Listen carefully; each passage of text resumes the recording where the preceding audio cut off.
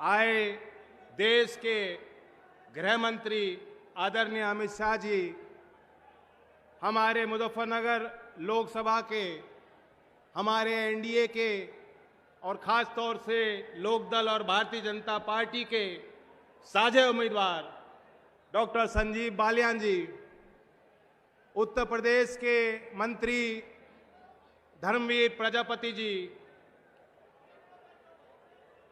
हमारे पार्टी के अनिल जो अभी इन्होंने शपथ ली और आपके आशीर्वाद से मंत्री बने उत्तर प्रदेश में,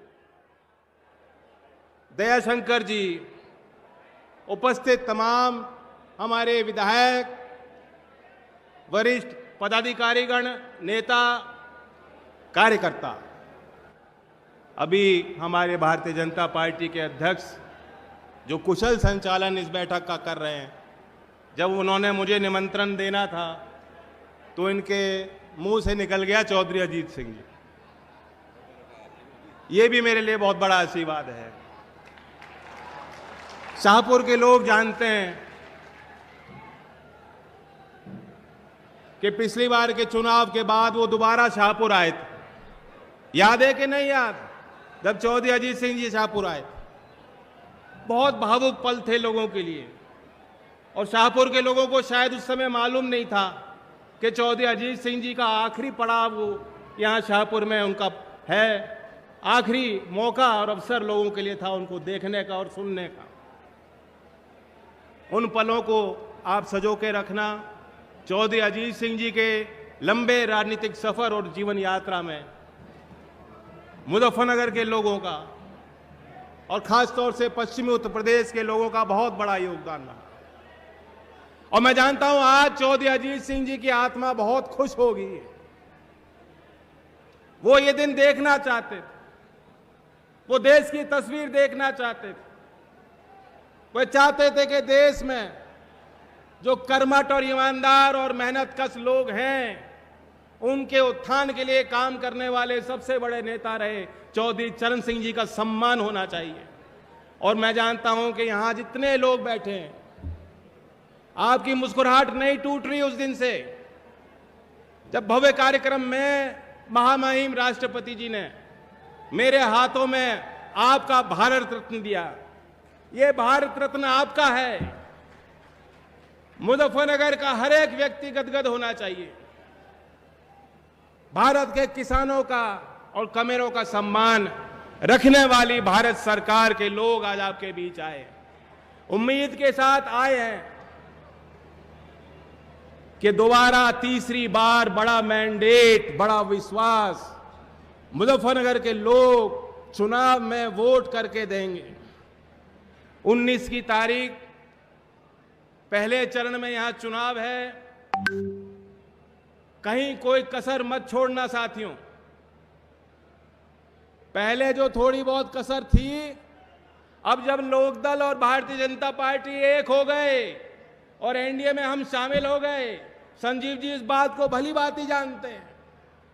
अब कोई बहाना किसी पे नहीं है, कोई कसर नहीं है, कोई टक्कर बची नहीं। कुछ दिन पहले जब भारत रत्न दिया गया, मैं सोच रहा था, मैंने भी कम समय में अपनी राजनीतिक यात्रा में बहुत नेताओं को बहुत करीब से देखा और उनके साथ काम करने का मुझे मौका मिला। आज देश के मानचित्र में जितने बड़े बड़े नेता हैं, उन्होंने भी कभी ना कभी चौधरी चरण सिंह जी के आशीर्वाद के साथ वो जनता के बीच गए और जनता ने उन्हें अवसर और मौके दिए। इसलिए आज जिस मुकाम पे वो लोग खड़े हैं, वह लोग भी चौधरी चरण सिंह जी का सम्मान करते हैं। लेकिन एक मौका मिल गया, दूध का दूध और पानी का पानी हो गया।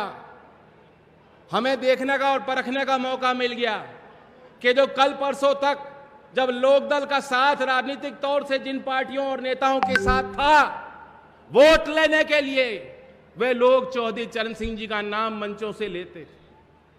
लेकिन जब भारत रत्न का निर्णय भारत सरकार ने लिया, चाहे संसद के अंदर जब वहां चर्चा हो रही थी, चाहे भारत रत्न के देने के बाद आपने भी देखा होगा कि जो लोग कल परसों तक हमारे साथ थे और चौधरी चरण सिंह जी का नाम लेते थे, बड़े अदब और सम्मान से लेते थे और किसान की बात करते।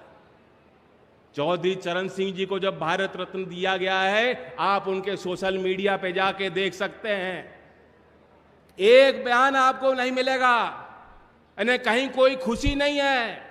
उन्हें समझ नहीं आ रहा कि हम क्या करें और क्या बोलें और कैसे कैसे हम अपने चुनाव लड़ें। स्वागत भी नहीं कर पाए, खुशी जाहिर नहीं कर पाए कि चौधरी चरण सिंह को भारत रत्न मिला है। विरोध है उनके अंदर ही अंदर, विरोध वो कर रहे हैं। और मैंने कल परसों की बात है, जो उत्तर प्रदेश के मुख्यमंत्री रहे, उनका भी एक बयान मैंने देखा। अब तक मैं उनके लिए कुछ बोला नहीं हूं, मैं उनके लिए कोई व्यक्तिगत बात बोलूंगा भी नहीं। वो भले गाली गलौज करना चाहें तो मुझे 4 गाली फालतू देना चाहें तो दे दें, मुझे कोई फर्क नहीं पड़ता, क्यों मैं आपके साथ हूं। लेकिन एक बात बता देना चाहता हूं, मुजफ्फरनगर के लोगों से मेरी खास अपील है। मेरा इतना तो अधिकार आप पे बनता है कि नहीं बनता? मैं खास निवेदन करना आया हूं, हम लोगों की प्रतिष्ठा दांव पे लगी है। इन्हें बता देना, ऐसा वोट देना और इस तरीके से जिताकर इनको दिल्ली भेजना संजीव जी को, कि वो लोग जान जाएं मैं पलटा नहीं हूं। इसे पलटना नहीं कहते, इसे पटकनी मारना कहते हैं, पटकनी देनी है। मल विद्या वो थोड़ी